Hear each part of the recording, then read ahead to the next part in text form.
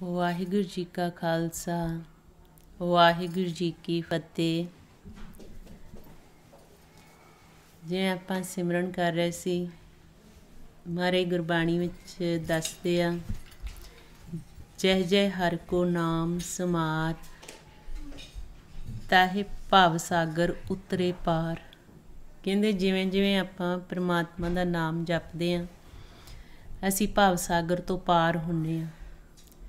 ਭਵ ਸਾਗਰ ਵਿਚਾਰਾਂ ਦਾ, ਫੁਰਨਿਆਂ ਦਾ। ਜਦੋਂ ਅਸੀਂ ਸਿਮਰਨ ਕਰਦੇ ਹਾਂ, ਅਸੀਂ ਫੁਰਨਿਆਂ ਤੋਂ ਰਹਿਤ, ਵਿਚਾਰਾਂ ਤੋਂ ਰਹਿਤ ਹੋ ਜਾਂਦੇ ਹਾਂ। ਉਸ ਵਕਤ ਅਸੀਂ ਤ੍ਰੈਗੁਣ ਤੋਂ ਅਤੀਤ ਹੋ ਜਾਂਦੇ ਹਾਂ। ਮਨ ਸਾਡਾ ਭਵ ਸਾਗਰ ਨੂੰ ਪਾਰ ਕਰਦਾ ਹੈ। ਅਤੇ ਮਹਾਰਾਜ ਨੇ ਫਿਰ ਗੁਰਬਾਣੀ ਵਿੱਚ ਆਪਾਂ ਨੂੰ ਸਮਝਾਇਆ ਆ, ਕਹਿੰਦੇ ਕਿ ਜਿਹੜਾ ਸਾਡਾ ਮਨ ਆ, ਇਹ ਮੈਲਾ ਹੋ ਜਾਂਦਾ। ਇਹਦੇ 'ਤੇ ਸਹਿੰਸਿਆਂ ਫੁਰਨਿਆਂ ਦੀ ਮੈਲ ਲੱਗੀ ਹੋਈ ਹੈ। ਅਤੇ ਮੈਲਾ ਕਿਵੇਂ ਦਾ? ਹਰੀ ਦੇ ਨਾਮ ਤੋਂ ਬਿਨਾਂ। ਮਹਾਰਾਜ ਕਹਿੰਦੇ ਮੈਲਾ ਹਰਿ ਕੇ ਨਾਮ ਬਿਨ ਜੀਓ, ਕਿ ਹਰੀ ਦੇ ਨਾਮ ਤੋਂ ਬਿਨਾਂ ਸਾਡਾ ਮਨ ਮੈਲਾ ਹੁੰਦਾ। ਕਿਉਂਕਿ ਜਿੱਥੇ ਵੀ ਅਸੀਂ ਬੈਠਦੇ ਹਾਂ ਸੰਸਾਰ ਦੇ ਵਿੱਚ, ਪਰਿਵਾਰਾਂ ਵਿੱਚ, ਅਸੀਂ ਜੇ ਤਾਂ ਬ੍ਰਹਮ ਦੀ ਉਸਤਤ ਕਰ ਰਹੇ ਹਾਂ, ਮਾਲਕ ਦੀ ਉਸਤਤ ਕਰਦੇ ਹਾਂ, ਸਿਮਰਨ ਕਰਦੇ ਹਾਂ, ਫਿਰ ਅਸੀਂ ਆਪਣੇ ਮਨ ਨੂੰ ਧੋ ਰਹੇ ਹਾਂ। ਜਿਹੜਾ ਮੈਲਾ ਹੋਇਆ ਮਨ, ਉਹ ਧੋਤਾ ਜਾਂਦਾ। ਮਹਾਰਾਜ ਗੁਰਬਾਣੀ 'ਚ ਦੱਸਦੇ, ਸਾਡੇ ਮਨ 'ਤੇ ਮੈਲ ਲੱਗਦੀ ਹੈ ਸਹਿੰਸਿਆਂ ਫੁਰਨਿਆਂ ਦੀ, ਵਿਚਾਰਾਂ ਦੀ, ਨਿੰਦਿਆ ਦੀ, ਦੁਬਦਾ ਦੀ। ਅਤੇ ਇਸ ਨਾਲ ਸਾਡਾ ਮਨ ਮੈਲਾ ਹੋ ਜਾਂਦਾ, ਰੋਗੀ ਹੋ ਜਾਂਦਾ। ਅਤੇ ਜਦੋਂ ਅਸੀਂ ਬ੍ਰਹਮ ਦੀ ਵਿਚਾਰ ਕਰਦੇ ਹਾਂ, ਪ੍ਰਮਾਤਮਾ ਦੀ ਉਸਤਤ ਕਰਦੇ ਹਾਂ, ਪ੍ਰਮਾਤਮਾ ਦਾ ਨਾਮ ਜਪਦੇ ਹਾਂ, ਇਹ ਮੈਲ ਸਾਡੇ ਮਨ ਦੀ ਉਤਰਦੀ ਹੈ। ਮਹਾਰਾਜ ਗੁਰਬਾਣੀ 'ਚ ਫਰਮਾਉਂਦੇ ਆ, ਸਹਸੇ ਜਿਉ ਮਲੀਨ ਹੈ, ਕਿਤ ਸੰਜਮ ਧੋਤਾ ਜਾਏ। ਕਿ ਸਹਿਸਿਆਂ ਫੁਰਨਿਆਂ ਨਾਲ ਜਿਹੜਾ ਮਨ ਮੈਲਾ ਹੋ ਚੁੱਕਾ ਆ, ਇਹਨੂੰ ਕਿਵੇਂ ਧੋਤਾ ਜਾਏ।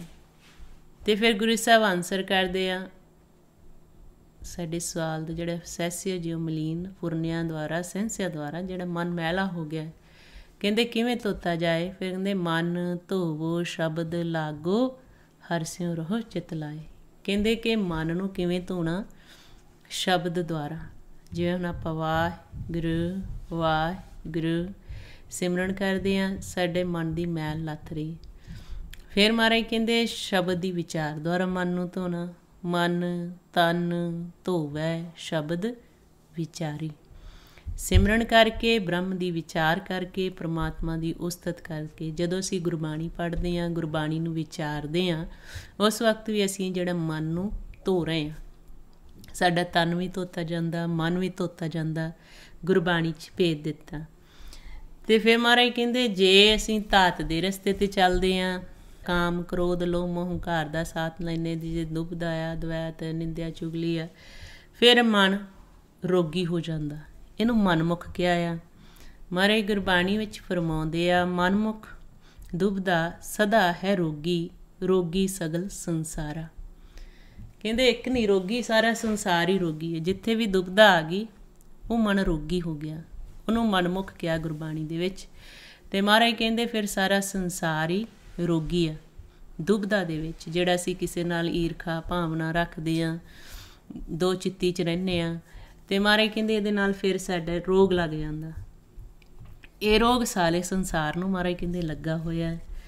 ਫਿਰ ਮਹਾਰਾਜ ਕਹਿੰਦੇ ਜਿਹੜਾ ਗੁਰਮੁਖ ਆ, ਉਹ ਰੋਗ ਨੂੰ ਬੁੱਝ ਕੇ ਅਤੇ ਸ਼ਬਦ ਦੀ ਵਿਚਾਰ ਕਰਦਾ। ਕਹਿੰਦੇ ਕਿਵੇਂ ਇਹ ਰੋਗ ਨੂੰ ਬੁੱਝਿਆ ਜਾਂਦਾ? ਗੁਰੂ ਦੇ ਸ਼ਬਦ ਦੀ ਵਿਚਾਰ ਦੁਆਰਾ। ਮਹਾਰਾਜ ਫਰਮਾਉਂਦੇ ਆ ਗੁਰਬਾਣੀ 'ਚ, ਗੁਰਮੁਖ ਬੂਝੈ ਰੋਗ ਗਵਾਵੈ, ਗੁਰ ਸ਼ਬਦੀ ਵਿਚਾਰਾ। ਕਹਿੰਦੇ ਜਿਹੜੇ ਫਿਰ ਗੁਰਮੁਖ ਹੁੰਦੇ ਆ, ਲਿਵ ਦੇ ਰਸਤੇ 'ਤੇ ਚੱਲਦੇ ਆ, ਦਇਆ ਨਿਮਰਤਾ ਸਹਿਣਸ਼ੀਲਤਾ ਜਸ ਸੰਤੋਖ ਆ, ਉਹ ਫਿਰ ਰੋਗ ਨੂੰ ਬੁੱਝਦੇ ਆ ਕਿ ਕਿਉਂ ਅਸੀਂ ਪ੍ਰਮਾਤਮਾ ਨਾਲ ਨਹੀਂ ਮਿਲ ਰਹੇ, ਸਾਡਾ ਵਿਛੋੜਾ ਕਿਉਂ ਪਿਆ ਹੋਇਆ ਹੈ। ਅਤੇ ਗੁਰੂ ਸਾਹਿਬ ਕਹਿੰਦੇ ਪੰਜ ਦੂਤ ਮਿਲ ਪਿਰੋਂ ਵਿਛੋੜੀ। ਕਹਿੰਦੇ ਕਿ ਪੰਜਾਂ ਦੂਤਾਂ ਨਾਲ ਜਦੋਂ ਮਨ ਮਿਲ ਗਿਆ, ਇਹਨਾਂ ਨੇ ਵਿਛੋੜ ਕੇ ਪ੍ਰਮਾਤਮਾ ਤੋਂ ਰੱਖ ਦਿੱਤਾ। ਅਤੇ ਫਿਰ ਗੁਰਮੁਖ ਫਿਰ ਬੁੱਝਦੇ ਆ ਕਿ ਪੰਜਾਂ ਕਰਕੇ ਹੀ ਵਿਛੋੜਾ ਪਿਆ ਹੋਇਆ ਹੈ। ਫਿਰ ਗੁਰਬਾਣੀ 'ਚ ਦੱਸਿਆ ਕਿ ਪੰਜਾਂ ਨੂੰ ਵੱਸ ਕਰ ਲਓ, ਖੇਲ ਨੂੰ ਜਿੱਤ ਜਾਓਗੇ ਅਤੇ ਮਾਲਕ ਦੇ ਸਨਮੁਖ ਹੋ ਜਾਓਗੇ। ਫਿਰ ਮਹਾਰਾਜ ਕਹਿੰਦੇ ਜਿਹੜਾ ਗੁਰਮੁਖ ਆ ਉਹ ਰੋਗ ਨੂੰ ਬੁੱਝਦਾ, ਫਿਰ ਸ਼ਬਦੀ ਵਿਚਾਰ ਦੁਆਰਾ ਉਹ ਰੋਗ ਨੂੰ ਗਵਾਉਂਦਾ। ਗੁਰਮੁਖ ਬੂਝੇ ਰੋਗ ਗਵਾਵੇ, ਗੁਰ ਸ਼ਬਦੀ ਵਿਚਾਰਾ। ਜੇ ਕੋਈ ਰੋਗ ਹੋਵੇ ਲੱਗਾ ਅਤੇ ਉਸ ਦੀ ਦਵਾਈ ਮਿਲ ਜੇ ਫਿਰ ਤਾਂ ਰੋਗੀ ਠੀਕ ਹੋਣ ਦੀ ਸੰਭਾਵਨਾ ਹੈ। ਅਤੇ ਜੇ ਦਵਾਈ ਨਾ ਮਿਲੇ, ਰੋਗ ਹੁਣ ਜਿਹੜਾ ਰੋਗ ਚੱਲਿਆ ਹੋਇਆ ਆ ਉਹਦੀ ਕੋਈ ਦਵਾਈ ਨਹੀਂ ਲੱਭ ਰਹੀ, ਸੋ ਉਹ ਰੋਗ ਤੋਂ ਸਾਰੇ ਕਿ ਰੋਗ ਲੱਗ ਨਾ ਜਾਵੇ ਬੜੇ ਪਰਹੇਜ਼ ਕਰਦੇ ਆ। ਇੱਦਾਂ ਹੀ ਮਹਾਰਾਜ ਗੁਰਬਾਣੀ 'ਚ ਸਾਨੂੰ ਸਮਝਾਇਆ ਆ ਕਿ ਸਾਨੂੰ ਸਾਰਿਆਂ ਨੂੰ ਦੁਬਦਾ ਦਾ ਰੋਗ, ਤ੍ਰਿਸ਼ਨਾ ਦਾ ਰੋਗ, ਹਉਮੈ ਦਾ ਰੋਗ, ਇਹ ਸਾਰੇ ਰੋਗ ਲੱਗੇ ਹੋਏ ਆ। ਅਤੇ ਜਿਹੜੇ ਰੋਗ ਲੱਗੇ ਆ ਗੁਰਬਾਣੀ 'ਚ ਭੇਜ ਦਿੱਤਾ, ਫਿਰ ਉਹਨਾਂ ਰੋਗਾਂ ਦੀ ਦਵਾਈ ਵੀ ਦੱਸੀ ਹੈ ਸਾਨੂੰ ਕਿ ਇਹ ਰੋਗ ਕਿਵੇਂ ਖਤਮ ਹੋਣਗੇ। ਇਸੇ ਤਰੀਕੇ ਨਾਲ ਮਹਾਰਾਜ ਨੇ ਫਿਰ ਸਾਨੂੰ ਗੁਰਬਾਣੀ ਵਿੱਚ ਭੇਜ ਦਿੱਤਾ ਕਿ ਅਸੀਂ ਜਿਹੜਾ ਸੰਸਾਰ ਵਿੱਚ ਵਿਚਰਦੇ ਹਾਂ, ਸੰਸਾਰ ਵਿੱਚ ਵਿਚਰਦੇ ਤਮਾਸ਼ਿਆਂ 'ਚ ਪੈ ਜਾਂਦੇ ਹਾਂ, ਫਿਰ ਨਾਮ ਚਿੱਤ ਨਹੀਂ ਆਉਂਦਾ। ਨਾਮ ਨੂੰ ਭੁੱਲ ਹੀ ਰੱਖਦੇ ਹਾਂ, ਤਮਾਸ਼ਿਆਂ 'ਚ ਪੈ ਰਹਿੰਦੇ ਹਾਂ, ਕੌਤਕ ਕਾਲ ਕਰਦਾ ਆ, ਅਸੀਂ ਉਹਦੇ ਵਿੱਚ ਖੇਡੀ ਜਾਂਦੇ ਹਾਂ। ਅਤੇ ਮਹਾਰਾਜ ਕਹਿੰਦੇ ਕੌਤਕ ਕੋਡ ਤਮਾਸ਼ਿਆਂ ਚੇਤਨ ਆਵਸ ਨਾਉ। ਕਹਿੰਦੇ ਤਮਾਸ਼ਿਆਂ ਦੇ ਵਿੱਚ ਨਾਮ ਨਹੀਂ ਚਿੱਤ ਆਉਂਦਾ, ਕਿਉਂਕਿ ਅਸੀਂ ਸੰਸਾਰ 'ਚ ਕਰਮ ਦੇ ਨਾਲ ਬੱਝੇ, ਬਸ ਇੱਥੇ ਹੀ ਖਾ ਲਿਆ, ਪੀ ਲਿਆ, ਸੌਂ ਲਿਆ। ਅਤੇ ਮਹਾਰਾਜ ਕਹਿੰਦੇ ਤਮਾਸ਼ਿਆਂ ਵਿੱਚ ਨਾਮ ਨਹੀਂ ਚਿੱਤ ਆਉਂਦਾ। ਫਿਰ ਕਹਿੰਦੇ ਜਿਹਨੂੰ ਨਾਮ ਨਹੀਂ ਚਿੱਤ ਆਉਂਦਾ ਉਹ ਕੋੜੀ ਦੇ ਬਰਾਬਰ ਹੈ। ਇੱਕ ਕੋੜ ਦਾ ਰੋਗ ਵੀ ਹੁੰਦਾ, ਮਹਾਰਾਜ ਗੁਰਬਾਣੀ 'ਚ ਦੱਸਦੇ ਆ। ਕਹਿੰਦੇ ਕੌਤਕ ਕੋੜ ਤਮਾਸ਼ਿਆਂ ਚਿੱਤ ਨ ਆਵਸ ਨਾਉ, ਨਾਨਕ ਕੋੜੀ ਨਰਕ ਬਰਾਬਰ ਹੈ, ਉਜੜ ਸੋਈ ਥਾਉ। ਕਹਿੰਦੇ ਕਿ ਫਿਰ ਜਿਹੜੀ ਜਗ੍ਹਾ ਵੀ ਆ ਜਿੱਥੇ ਨਾਮ ਨਹੀਂ ਜਪਿਆ ਜਾਂਦਾ, ਜਿੱਥੇ ਨਾਮ ਚਿੱਤ ਨਹੀਂ ਆਉਂਦਾ, ਜਿੱਥੇ ਨਾਮ ਨੂੰ ਵਿਸਾਰਿਆ ਜਾਂਦਾ ਪਰਮਾਤਮਾ ਦੇ ਨੂੰ, ਉਹ ਫਿਰ ਮਹਾਰਾਜ ਕਹਿੰਦੇ ਆ ਕੋੜੀ ਦੇ ਬਰਾਬਰ ਹੋ ਜਾਂਦਾ ਮਨ। ਅਤੇ ਮਹਾਰਾਜ ਫਿਰ ਦੱਸਦੇ ਆ ਉਹ ਜਗ੍ਹਾ ਵੀ ਉਜਾੜ ਹੁੰਦੀ ਹੈ। ਤਾਂ ਮਹਾਰਾਜ ਨੇ ਗੁਰਬਾਣੀ 'ਚ ਆਪਾਂ ਨੂੰ ਦੱਸਿਆ ਆ ਬਿਨ ਨਾਵੇਂ, ਨਾਮ ਤੋਂ ਬਿਨਾਂ। ਉਹ ਨਾਮ ਦੀ ਮਹੱਤਤਾ ਮਹਾਰਾਜ ਗੁਰਬਾਣੀ 'ਚ ਦੱਸਦੇ ਆ। ਬਿਨ ਨਾਵੇਂ ਮਨ ਤਨ ਹੈ ਕੁਸ਼ਟੀ, ਨਰਕੇ ਵਾਸਾ ਪਾਇੰਦਾ। ਮਹਾਰਾਜ ਕਹਿੰਦੇ ਨਾਮ ਤੋਂ ਬਿਨਾਂ ਮਨ ਵੀ ਅਤੇ ਤਨ ਵੀ ਕੋੜੀ ਆ। ਅਤੇ ਨਾਮ ਨੂੰ ਵਿਸਾਰ ਕੇ ਫਿਰ ਮਹਾਰਾਜ ਕਹਿੰਦੇ ਨਰਕ ਦੇ ਵਿੱਚ ਵਾਸਾ ਹੋਊਗਾ। ਇੱਥੇ ਵੀ ਮਹਾਰਾਜ ਭੇਜ ਦੇ ਰਹੇ ਆ ਕਿ ਨਾਨਕ ਕੋੜੀ ਨਰਕ ਬਰਾਬਰ ਹੈ। ਕਹਿੰਦੇ ਕਿ ਜਿਹੜਾ ਕੋੜ ਰੋਗ ਲੱਗਾ ਹੋਇਆ ਨਾਮ ਨੂੰ ਵਿਸਾਰ ਕੇ ਉਹ ਨਰਕ ਦੇ ਬਰਾਬਰ ਆ, ਅਤੇ ਉਹ ਜਗ੍ਹਾ ਜਿਹੜੀ ਫਿਰ ਉਜਾੜ ਆ। ਇੱਦਾਂ ਹੀ ਮਹਾਰਾਜ ਕਹਿੰਦੇ ਜਿਹਨੇ ਨਾਮ ਨੂੰ ਵਿਸਾਰ ਦਿੱਤਾ, ਭੋਗਾਂ ਦੇ ਵਿੱਚ ਪੈ ਗਿਆ, ਰਸਾਂ 'ਚ ਪੈ ਗਿਆ, ਫਿਰ ਮਹਾਰਾਜ ਕਹਿੰਦੇ ਨਰਕਾਂ ਦੇ ਭਾਗੀ ਬਣ ਜਾਂਦੇ। ਬਿਨ ਨਾਮ ਹੈ ਮਨ ਤਨ ਹੈ ਕੁਸ਼ਟੀ। ਜਿੱਥੇ ਮਹਾਰਾਜ ਨੇ ਕਿਹਾ ਤਨ ਨੂੰ ਵੀ ਧੋ ਸਕਦੇ ਆ ਤੁਸੀਂ, ਤਨ ਨੂੰ ਵੀ ਸਵਾਰ ਸਕਦੇ ਆ, ਮਨ ਵੀ ਤੁਹਾਡਾ ਧੋਤਾ ਜਾਂਦਾ। ਦੂਜੇ ਪਾਸੇ ਮਹਾਰਾਜ ਕਹਿੰਦੇ ਬਿਨ ਨਾਵੇਂ ਮਨ ਤਨ ਹੈ ਕੁਸ਼ਟੀ, ਨਰਕੇ ਵਾਸਾ ਪਾਇੰਦਾ। ਕਿ ਨਾਮ ਤੋਂ ਬਿਨਾਂ ਮਨ ਅਤੇ ਤਨ ਦੋਵੇਂ ਕੋੜੀ ਹੋ ਜਾਂਦੇ। ਸੋ ਹੁਣ ਆਪਾਂ ਨੂੰ ਗੁਰਬਾਣੀ ਵਿੱਚ ਸੋਝੀ ਦਿੱਤੀ ਰੋਗ ਵੀ ਅਤੇ ਉਹਨੂੰ ਗਵਾਉਣ ਦਾ ਵੀ ਭੇਜ ਦਿੱਤਾ। ਫਿਰ ਗੁਰੂ ਸਾਹਿਬ ਨੇ ਆਪਾਂ ਨੂੰ ਦੱਸਿਆ ਆ ਕਿ ਜਦੋਂ ਮਨ ਕਾਮ, ਕ੍ਰੋਧ, ਲੋਭ, ਹੰਕਾਰ ਦੇ ਵਸ ਪੈ ਜਾਂਦਾ ਅਤੇ ਨਾਮ ਨੂੰ ਵਿਸਾਰ ਜਾਂਦਾ, ਫਿਰ ਮਾਲਕ ਅੱਗੇ ਬੇਨਤੀ ਕਰਨੀ ਹੁੰਦੀ ਆ, ਜੋਦੜੀਆਂ ਕਰਨੀਆਂ ਹੁੰਦੀਆਂ। ਜੇ ਮਹਾਰਾਜ ਗੁਰਬਾਣੀ 'ਚ ਦੱਸਦੇ ਆ ਕਾਮ, ਕ੍ਰੋਧ ਔਰ ਲੋਭ ਮੋਹ ਬਿਨ ਸਜਾਏ ਹਮੇਵ, ਨਾਨਕ ਪ੍ਰਭ ਸਰਨਾਗਤੀ ਕਰ ਪ੍ਰਸਾਦ ਗੁਰਦੇਵ। ਫਿਰ ਮਾਲਕ ਅੱਗੇ ਬੇਨਤੀਆਂ ਆ ਕਿ ਸਾਡੇ 'ਤੇ ਕਿਰਪਾ ਕਰਕੇ ਆਪਦੀ ਸ਼ਰਨ ਵਿੱਚ ਲਓ ਅਤੇ ਇਹ ਪੰਜਾਂ ਤੋਂ ਸਾਡਾ ਛੁਟਕਾਰਾ ਕਰਾਓ। ਹੁਣ ਜਦੋਂ ਅਸੀਂ ਤ੍ਰੈ ਗੁਣਾਂ ਦੇ ਵਿੱਚ ਰਹਿੰਦੇ ਹਾਂ, ਮਹਾਰਾਜ ਕਹਿੰਦੇ ਤ੍ਰੈ ਗੁਣਾਂ ਵਿੱਚ ਰਹਿੰਦਿਆਂ ਹੋਇਆਂ, ਤ੍ਰੈ ਗੁਣ ਜਿਹੜੇ ਆਪਾਂ ਗੁਰਬਾਣੀ ਰਾਹੀਂ ਜਿਹੜੇ ਗੁਰਮੁਖ ਨਵੇਂ ਸੁਣ ਰਹੇ ਆ, ਤ੍ਰੈ ਗੁਣ ਕਹਿੰਦੇ ਆ ਰਜੋਗੁਣ ਨੂੰ, ਤਮੋਗੁਣ ਨੂੰ, ਸਤੋਗੁਣ ਨੂੰ। ਇਹਨੂੰ ਗੁਰਬਾਣੀ 'ਚ ਮਾਇਆ ਵੀ ਕਿਹਾ ਆ। ਮਹਾਰਾਜ ਕਹਿੰਦੇ ਰਜ ਗੁਣ, ਤਮ ਗੁਣ, ਸਤਗੁਣ ਕਹੀਏ ਇਹ ਤੇਰੀ ਸਭ ਮਾਇਆ। ਫਿਰ ਆਪਾਂ ਵਿਚਾਰ ਕਰ ਲੈਂਦੇ ਜਿਹੜਾ ਰਜੋ ਗੁਣ ਆ ਉੱਥੋਂ ਅਰਥਚਾਰਾ ਲੈਂਦੇ ਅਸੀਂ, ਕੋਈ ਵੀ ਕਰਮ ਕਰਦੇ, ਕੋਈ ਨੌਕਰੀ ਕਰਦਾ, ਕੋਈ ਦਿਹਾੜੀ, ਕੋਈ ਬਿਜ਼ਨਸ ਕਰਦਾ। ਤਮੋ ਗੁਣ ਆ ਜਿਸ ਦੇ ਵਿੱਚ ਕਾਮ, ਕ੍ਰੋਧ, ਲੋਭ, ਮੋਹ, ਹੰਕਾਰ ਆ, ਦਵੈਤ ਆ, ਦੁਬਦਾ ਆ, ਉਦੋਂ ਸਾਡਾ ਮਨ ਤਮੋ ਗੁਣੀ ਹੁੰਦਾ। ਜਦੋਂ ਫਿਰ ਇਹਨੂੰ ਧਾਤ ਦਾ ਰਸਤਾ ਕਿਹਾ ਰਜੋਗੁਣ ਤੋਂ ਤਮੋ ਗੁਣ ਨੂੰ, ਜੇ ਰਜੋਗੁਣ ਵਿੱਚ ਸਾਡੇ ਮਨ 'ਚ ਆਸ਼ਾ, ਅਭਿਲਾਸ਼ਾ, ਤ੍ਰਿਸ਼ਨਾਵਾਂ ਆ ਗਈਆਂ, ਫਿਰ ਇਹ ਧਾਤ ਦੇ ਰਸਤੇ 'ਤੇ ਮਨ ਚੱਲਿਆ ਹੋਇਆ ਪੰਜਾਂ ਦਾ ਸਾਥ ਲੈ ਕੇ।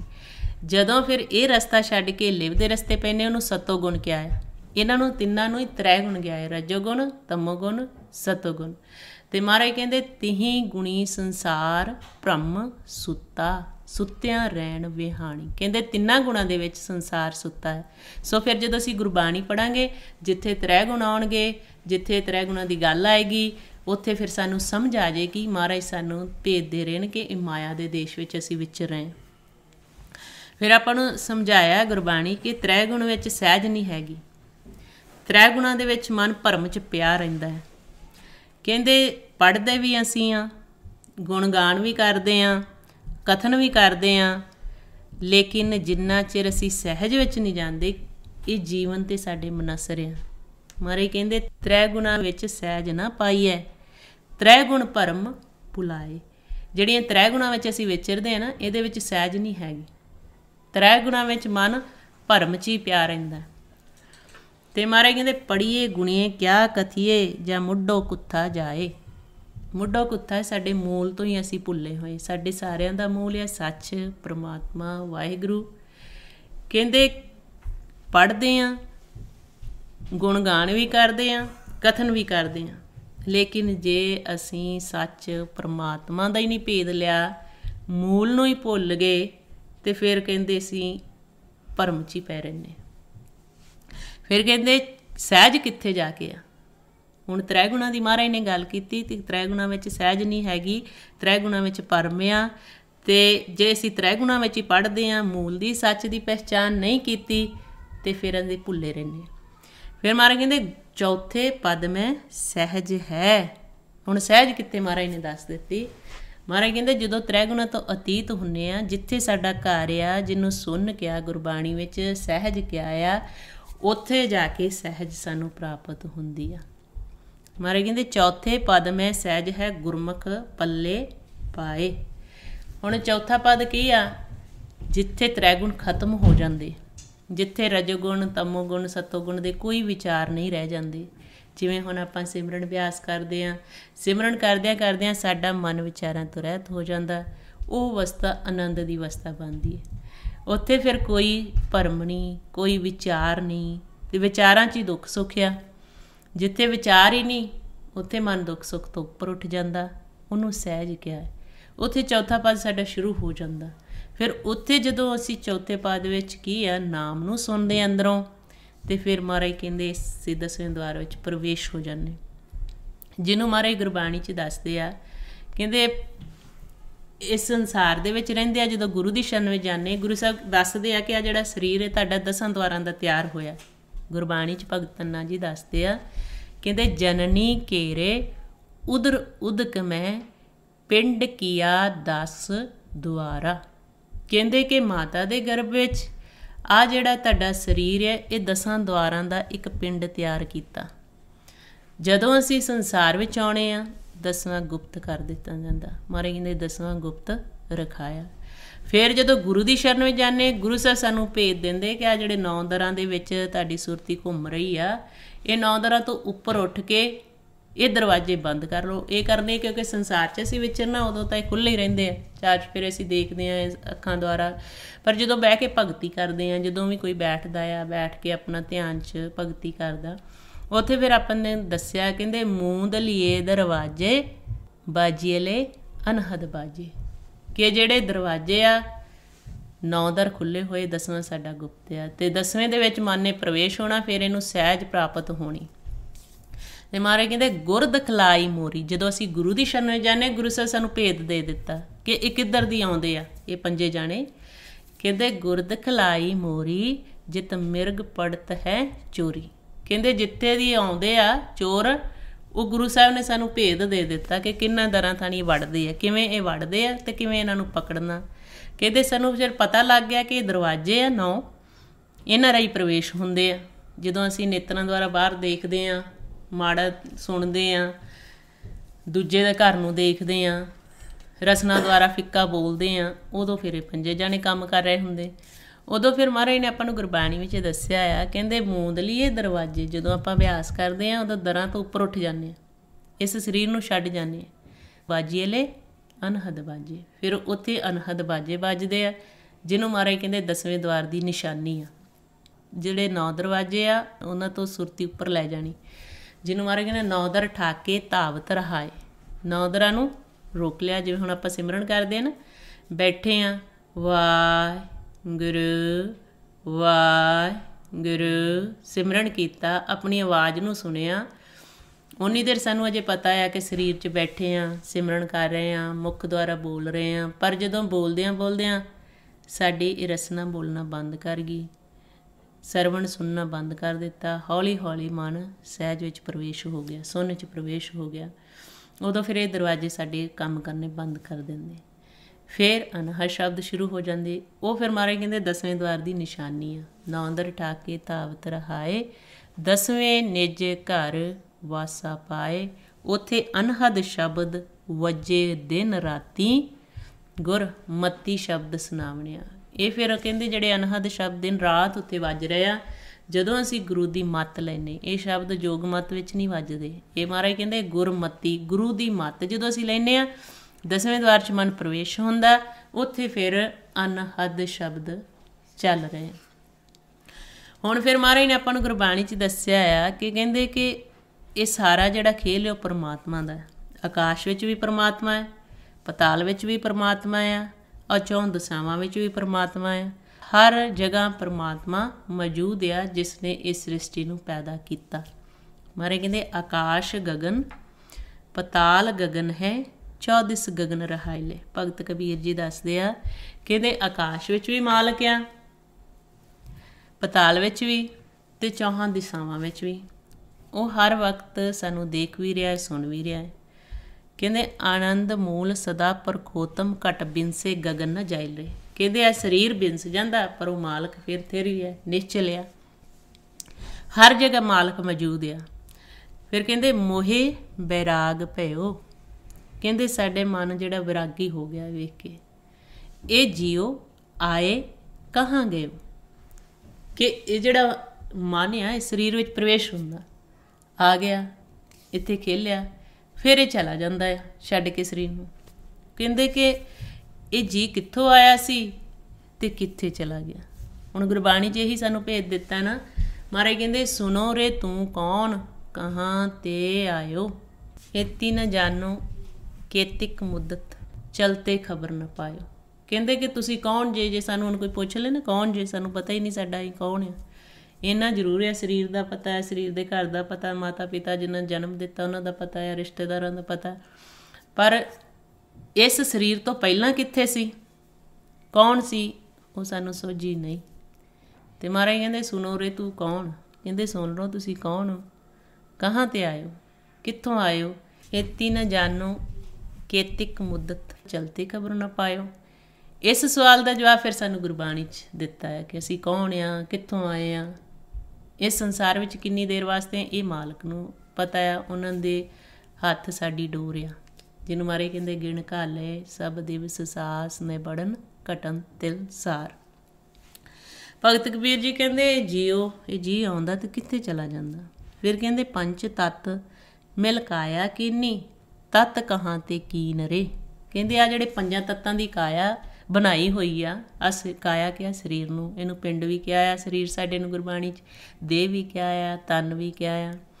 ਕਹਿੰਦੇ ਹੁਣ ਇਹ ਜਿਹੜੀ ਕਾਇਆ ਤਿਆਰ ਕੀਤੀ 5 ਤੱਤ ਦੀ, ਤੱਤ ਕਿੱਥੋਂ ਤਿਆਰ ਹੋਏ, ਤੱਤ ਕਹਾਂ ਤੇ ਕੀਨ ਰੇ। ਹੁਣ ਇਹ ਤੱਤ ਕਿਹਨੇ ਬਣਾਏ ਆ। ਜਦੋਂ ਫਿਰ ਆਪਾਂ ਗੁਰਬਾਣੀ ਰਾਹੀਂ ਭੇਦ ਲੈਂਦੇ ਹਾਂ, ਫਿਰ ਗੁਰਬਾਣੀ 'ਚ ਦੱਸਿਆ ਹੈ ਕਿ ਜਿਹੜਾ ਸਾਡਾ ਮਨ ਹੈ ਉਹ ਵੀ 5 ਤੱਤਾਂ ਤੋਂ ਪ੍ਰਗਟ ਹੋਇਆ। ਉਹ ਤੱਤ ਫਿਰ ਸੁਣ ਦੇ ਵਿੱਚੋਂ ਕਿਵੇਂ ਸਾਰੇ ਪ੍ਰਗਟ ਕੀਤੇ ਮਹਾਰਾਜ ਨੇ, ਉਹ ਭੇਜ ਦਿੱਤਾ। ਕਹਿੰਦੇ ਪੰਜ ਤੱਤ ਸੁਣੋ ਪ੍ਰਗਾਸਾ, ਦੇਹ ਸੰਜੋਗੀ ਕਰਮ ਅਭਿਆਸਾ। ਕਹਿੰਦੇ ਜਿਹੜੇ 5 ਤੱਤ ਤੋਂ ਮਨ ਤਿਆਰ ਹੋਇਆ ਹੈ, ਇਹ ਦੇਹ ਨਾਲ ਸੰਜੋਗ ਜੋੜ ਦਿੱਤਾ। ਫਿਰ ਇਹ ਤੱਤਾਂ ਦੇ ਨਾਲ ਮਿਲ ਕੇ ਦੇਹ ਸੰਜੋਗੀ ਕਰਮ ਦਾ ਅਭਿਆਸ ਸ਼ੁਰੂ ਹੋ ਗਿਆ, ਜਿਹੜਾ ਅਸੀਂ ਤਨ ਨੂੰ ਪਾਲਣ ਵਾਸਤੇ ਕੋਈ ਵੀ ਕਰਮ ਕਰਦੇ ਹਾਂ। ਫਿਰ ਆਂਦੇ ਤੱਤ ਕਹਾਂ ਤੇ ਕੀਨ ਰਹੇ, ਕਿੱਥੋਂ ਤੱਤ ਕੀਤੇ ਆ। ਇਹ ਫਿਰ ਵੀ ਗੁਰਬਾਣੀ 'ਚ ਸਾਨੂੰ ਸਵਾਲ ਦਾ ਜਵਾਬ ਦਿੱਤਾ ਹੋਇਆ। ਫਿਰ ਕਹਿੰਦੇ ਕਰਮ ਬਦ ਤੁਮ ਜਿਉ ਕਹਿਤ ਹੋ, ਕਰਮੈ ਕਿਨ ਜਿਉ ਦੀਨ ਰੇ। ਕਹਿੰਦੇ ਤੁਸੀਂ ਕਹਿੰਦੇ ਕਿ ਅਸੀਂ ਕਰਮ ਕਰਨਾ ਹੈ, ਕਰਮਾਂ ਦਾ ਬੱਧਾ ਜੀਵ ਆ। ਕਹਿੰਦੇ ਤੁਹਾਨੂੰ ਫਿਰ ਕਰਮ ਦਿੱਤੇ ਕਿੰਨੇ। ਹੁਣ ਜਦੋਂ ਵੀ ਅਸੀਂ ਸੰਸਾਰ ਵਿੱਚ ਆਉਣੇ ਆ, ਸੰਸਾਰ 'ਚ ਆ ਕੇ ਮਹਾਰਾਜ ਕਹਿੰਦੇ ਕਿਰਤ ਕਰਮ ਕੇ ਵਿਛੜੇ, ਕਰ ਕਿਰਪਾ ਮੇਲੋ ਰਾਮ। ਜਿਉਂ ਹੀ ਅਸੀਂ ਕਰਮ ਨਾਲ ਵੱਧ ਜਾਂਦੇ ਹਾਂ, ਸਾਡਾ ਪਰਮਾਤਮਾ ਨੂੰ ਵਿਛੋੜਾ ਪੈ ਜਾਂਦਾ। ਫਿਰ ਬੇਨਤੀਆਂ ਕਰਦੇ ਹਾਂ ਕਿਰਪਾ ਕਰੋ ਸਾਨੂੰ ਮਿਲੋ। ਤੇ ਮਹਾਰਾਜ ਕਹਿੰਦੇ ਜਦੋਂ ਫਿਰ ਕਰਮ ਨਾਲ ਜੁੜ ਜਾਂਦਾ ਉਸ ਵਕਤ ਫਿਰ ਇਹ ਪੰਜਾਂ ਦਾ ਸਾਥ ਲੈ ਲੈਂਦਾ। ਹੁਣ ਜਦੋਂ ਕਈ ਵਾਰੀ ਹੁੰਦਾ ਆਪਾਂ ਸੰਸਾਰ 'ਚ ਵਿਚਰਦੇ ਨਾ, ਕਿਸੇ ਨੂੰ ਸਮਝਾਈਏ ਕਿ ਸਿਮਰਨ ਭਗਤੀ ਕਰ ਲਓ, ਹੈ ਇਹ ਜੀਵਨ ਦਾ ਲਾਹਾ ਖੱਟ ਲਓ, ਉਹ ਕਹਿੰਦੇ ਤਾਂ ਕਰਮ ਤੁਸੀਂ ਕਰਨੇ ਸਾਡੇ। ਉਹ ਕਹਿੰਦੇ ਤੇ ਤਾਂ ਵਿਹਲਿਆਂ ਦਾ ਕੰਮ ਹੈ, ਵਾਹਿਗੁਰੂ ਵਾਹਿਗੁਰੂ ਵਾਹਿਗੁਰੂ ਕਹਿਣਾ ਵੀ ਇਹ ਮਹਾਰਾਜ ਦੀ ਕਿਰਪਾ ਹੋਵੇ ਤਾਂ ਮੁੱਖ 'ਚੋਂ ਨਿਕਲਦਾ, ਨਹੀਂ ਤਾਂ ਜਿੰਨਾ ਮਰਜ਼ੀ ਜ਼ੋਰ ਲਾਈ ਜਾਓ ਕਿਸੇ ਨੂੰ, ਜੇ ਉਹਨਾਂ 'ਤੇ ਨਹੀਂ ਕਿਰਪਾ ਹੁੰਦੀ ਤਾਂ ਕਹਿ ਹੀ ਨਹੀਂ ਹੁੰਦਾ। ਇੱਦਾਂ ਹੀ ਮਹਾਰਾਜ ਨੇ ਆਪਾਂ ਨੂੰ ਫਿਰ ਗੁਰਬਾਣੀ ਵਿੱਚ ਸਮਝਾਇਆ ਆ। ਉਹ ਕਹਿੰਦੇ ਕਿ ਬੱਝੇ ਰਹੋ ਫਿਰ ਕਰਮ ਨਾਲ। ਇਹ ਭਗਤ ਕਬੀਰ ਜੀ ਦਾ ਇੱਕ ਸ਼ਬਦ ਵੀ ਆਉਂਦਾ, ਆਪਣੇ ਦੋਸਤ ਨੂੰ ਸਮਝਾਉਂਦੇ ਹੀ ਕਿ ਇੱਧਰ ਲੱਗ ਜਾ ਭਗਤੀ ਵੱਲ। ਉਹ ਕਹਿੰਦੇ ਨਹੀਂ ਮੈਂ ਤਾਂ ਕੰਮ ਕਰਨਾ। ਫਿਰ ਉਹਨਾਂ ਨੇ ਦੱਸਿਆ ਕਿ ਫਿਰ ਜਦੋਂ ਬਲਦ ਦੀ ਜੂਨ 'ਚ ਪਿਆ, ਫਿਰ ਭਗਤ ਕਬੀਰ ਜੀ ਨੇ ਜਦੋਂ ਉਹਨਾਂ ਨੂੰ ਅੰਦਰੋਂ ਪਛਾਣਿਆ, ਫਿਰ ਉਹਨਾਂ ਦੇ ਕੰਨ 'ਚ ਫਿਰ ਬੈਠਾ ਸੋਟੀਆਂ ਖਾਈ ਜਾਵੇ। ਅਤੇ ਫਿਰ ਭਗਤ ਕਬੀਰ ਜੀ ਨੇ ਉਹਨਾਂ ਦੇ ਕੰਨ 'ਚ ਕਿਹਾ ਹੁਣ ਤੂੰ ਕਹਿੰਦਾ ਹੀ ਕੰਮ ਕਰਨਾ ਹੈ, ਕਰੀ ਚੱਲ ਫਿਰ। ਹੁਣ ਇਹ ਉਦਾਹਰਨ ਸਾਡੇ ਲਈ ਹੈ, ਸਾਰਿਆਂ ਲਈ। ਕਰਮ ਵੀ ਕਰਨਾ ਜ਼ਰੂਰੀ ਹੈ, ਨਹੀਂ ਕਿ ਅਸੀਂ ਕਰਮ ਛੱਡਣਾ ਹੈ, ਪਰ ਮਹਾਰਾਜ ਨੇ ਕਿਹਾ ਆ ਕਰਮ ਦੇ ਨਾਲ ਧਰਮ ਜ਼ਰੂਰੀ ਆ। ਕਰਮ ਧਰਮ ਤੁਮ ਚੌਪੜ ਸਾਜੋ। ਹੁਣ ਧਰਮ ਕੀ ਆ? ਮਹਾਰਾਜ ਕਹਿੰਦੇ ਸਾਰਿਆਂ ਦਾ ਇੱਕ ਹੀ ਧਰਮ ਆ, ਸੱਚ ਪਰਮਾਤਮਾ, ਅਤੇ ਉਹਨੂੰ ਦ੍ਰਿੜ ਕਰਨਾ। ਮਹਾਰਾਜ ਕਹਿੰਦੇ ਕਿਵੇਂ ਦ੍ਰਿੜ ਕਰਨਾ? ਗੁਰਬਾਣੀ ਗੁਰੂ ਰਾਹੀਂ ਆਪਾਂ ਨੂੰ ਭੇਜ ਦਿੱਤਾ। ਗੁਰੂ ਸਾਹਿਬ ਫਰਮਾਉਂਦੇ ਆ, ਕਹਿੰਦੇ ਧਰਮ ਦ੍ਰਿੜ ਹੋ ਹਰ ਨਾਮ ਧਿਆਵੋ। ਕਹਿੰਦੇ ਜਿਹੜਾ ਧਰਮ ਨੂੰ ਦ੍ਰਿੜ ਕਰਨਾ ਨਾ, ਉਹ ਹਰੀ ਦੇ ਨਾਮ ਨੂੰ ਧਿਆਉਣਾ। ਇਹ ਹੈਗਾ ਆ ਧਰਮ ਦ੍ਰਿੜ ਕਰਨਾ। ਧਰਮ ਕਿਹਾ ਹੈ? ਸੱਚ ਨੂੰ, ਪਰਮਾਤਮਾ ਨੂੰ। ਕਹਿੰਦੇ ਉਹਨੂੰ ਧਿਆਉਣ ਲਈ ਹਰੀ ਦਾ ਨਾਮ ਦ੍ਰਿੜ ਕਰਨਾ ਹੈ ਅਸੀਂ। ਅਤੇ ਜਦੋਂ ਫਿਰ ਮਹਾਰਾਜ ਕਹਿੰਦੇ ਆ ਕਿ ਇਹ ਕਰਮ ਜਿਹੜਾ ਅਸੀਂ ਸਿਰਫ ਕਰਮ ਦੇ ਨਾਲ ਬੱਝ ਜਾਂਦੇ ਹਾਂ, ਫਿਰ ਮਹਾਰਾਜ ਕਹਿੰਦੇ ਕੀਰਤਨੇ ਜੁਰੀਆ ਬਿਖਣਾ ਘਿਰੀਆ। ਕਹਿੰਦੇ ਫਿਰ ਜਦੋਂ ਕੀਰਤਨ ਨਾਲ ਜੁੜ ਜਾਂਦਾ, ਬਿਖ ਸਾਗਰ ਦੇ ਵਿੱਚ ਪੈ ਜਾਂਦਾ। ਬਿਖ ਸਾਗਰ ਗਿਆ ਤਮੋਗੁਣ ਨੂੰ, ਜਿਹਦੇ ਵਿੱਚ ਕਾਮ, ਕ੍ਰੋਧ, ਲੋਭ, ਮੋਹ, ਅਹੰਕਾਰ ਹੈ। ਫਿਰ ਇਹਦੇ ਪਰ ਕੋ ਹਿਰੀਆ, ਫਿਰ ਇਹ ਆਪਣੇ ਆਪ ਨੂੰ ਹਰਾਉਣਾ ਸ਼ੁਰੂ ਕਰ ਦਿੰਦਾ। ਅਸੀਂ ਤਾਂ ਖੇਲ ਜਿੱਤਣਾ ਹੈ। ਮਹਾਰਾਜ ਗੁਰਬਾਣੀ ਕਹਿੰਦੇ ਕਰਮ ਧਰਮ ਤੁਮ ਚੌਪੜ ਸਾਜੋ, ਸੱਤ ਕਰੋ ਤੁਮ ਸਾਰੀ, ਕਾਮ ਕ੍ਰੋਧ ਲੋਭ ਮੋਹ ਜੀਤੋ, ਐਸੀ ਖੇਲ ਹਰ ਪਿਆਰੀ। ਕਹਿੰਦੇ ਇਹੋ ਜਿਹੀ ਖੇਲ ਖੇਲੋ ਕਿ ਇਹ ਪੰਜਾਂ ਨੂੰ ਤੁਸੀਂ ਜਿੱਤ ਲਓ, ਇਹਨਾਂ ਨੂੰ ਆਪਣੇ ਵੱਸ ਕਰ ਲਓ। ਫਿਰ ਕਹਿੰਦੇ ਕਿ ਹੁਣ ਇਹ ਕਰਮ ਕਿਹਨੇ ਤੈਨੂੰ ਦਿੱਤੇ ਆ? ਉਹ ਦੇਖੋ, ਕਹਿੰਦੇ ਕਿ ਹਰ ਮੈਂ ਤਨ ਹੈ, ਤਨ ਮੈਂ ਹਰ ਹੈ, ਸਰਬ ਨਿਰੰਤਰ ਸੋਏ ਰੇ। ਕਹਿੰਦੇ ਹਰੀ ਦੇ ਵਿੱਚ ਸਾਡਾ ਤਨ ਆ, ਅਤੇ ਤਨ ਦੇ ਵਿੱਚ ਉਹ ਹਰੀ ਆ, ਪਰਮਾਤਮਾ ਅਕਾਲ ਪੁਰਖ।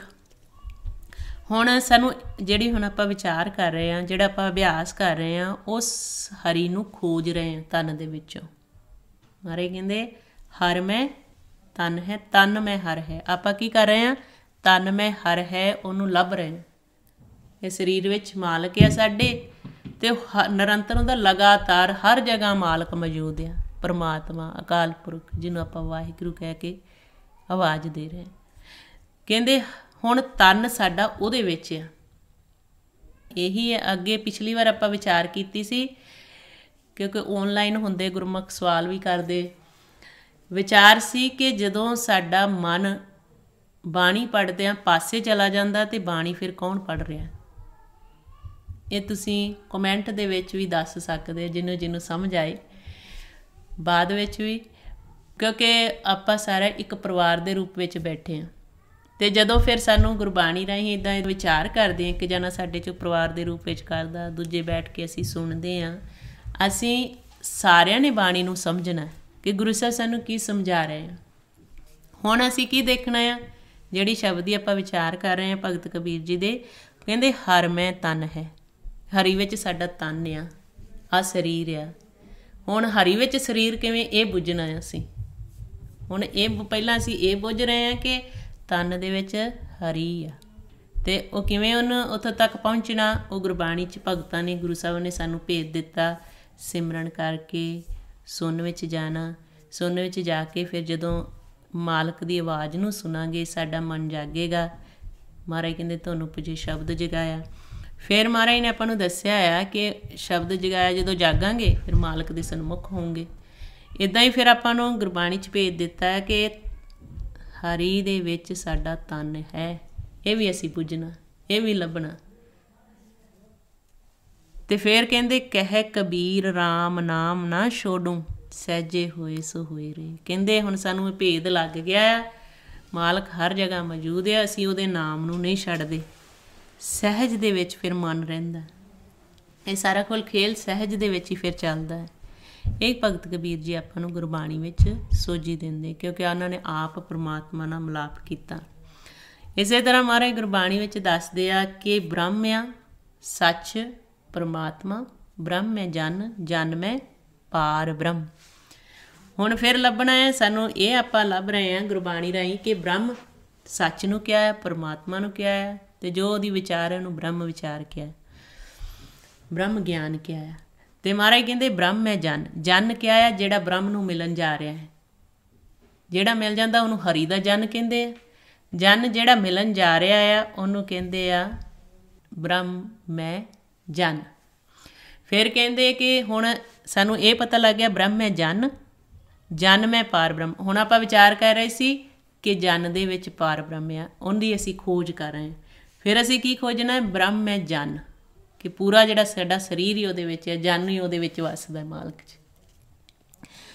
ਫਿਰ ਮਹਾਰਾਜ ਕਹਿੰਦੇ ਏਕੇ ਆਪ ਨਹੀਂ ਕਿਛ ਭਰਮ, ਕਿ ਉਹ ਇੱਕ ਹੀ ਪ੍ਰਮਾਤਮਾ ਹੈ ਸਾਰੇ ਪਾਸੇ, ਕੋਈ ਭਰਮ ਨਹੀਂ ਹੈਗਾ ਇਹਦੇ ਵਿੱਚ। ਜਦੋਂ ਫਿਰ ਆਪਾਂ ਗੁਰਬਾਣੀ ਵਿੱਚ ਸਮਝਾਂਗੇ, ਫਿਰ ਗੁਰਬਾਣੀ 'ਚ ਦੱਸਿਆ ਸਾਗਰ ਮੈਂ ਬੂੰਦ, ਬੂੰਦ ਮਹਿ ਸਾਗਰ, ਕਵਨ ਬੂਝੈ ਬਿਦ ਜਾਣੇ। ਕਹਿੰਦੇ ਸਾਗਰ 'ਚ, ਸਾਗਰ ਕਿਹਾ ਹੈ ਮਾਲਕ ਨੂੰ, ਬੂੰਦ ਅਸੀਂ ਉਹਦੇ ਵਿੱਚ ਵਸ ਰਹੇ ਹਾਂ। ਫਿਰ ਉਹ ਬੂੰਦ ਵਿੱਚ ਸਾਰਾ ਸਾਗਰ ਵਸ ਰਿਹਾ। ਹੁਣ ਜਦੋਂ ਆਪਾਂ ਗੁਰਬਾਣੀ ਪੜ੍ਹਨੀ ਆ, ਸੋਝੀ ਲੈਣੀ ਆ, ਅਸੀਂ ਉਹਨੂੰ ਮਿਲਣਾ ਹੈ ਮਾਲਕ ਨੂੰ, ਉਹਦੀ ਉਸਤਤ ਕਰ ਰਹੇ ਹਾਂ ਅਤੇ ਉਹਨੂੰ ਸਮਝ ਕੇ ਫਿਰ ਉਹਦੇ ਨਾਲ ਹਮੇਸ਼ਾ ਵਸਣਾ। ਅਤੇ ਮਹਾਰਾਜ ਕਹਿੰਦੇ ਸਾਗਰ ਮੈਂ ਬੂੰਦ, ਬੂੰਦ ਮਹਿ ਸਾਗਰ, ਕਵਨ ਬੂਝੇ ਬਿਦ ਜਾਣੇ। ਕਹਿੰਦੇ ਕਿ ਹੁਣ ਅਸੀਂ ਇਹ ਬੁੱਝਣਾ ਹੈ ਕਿ ਕਿਵੇਂ।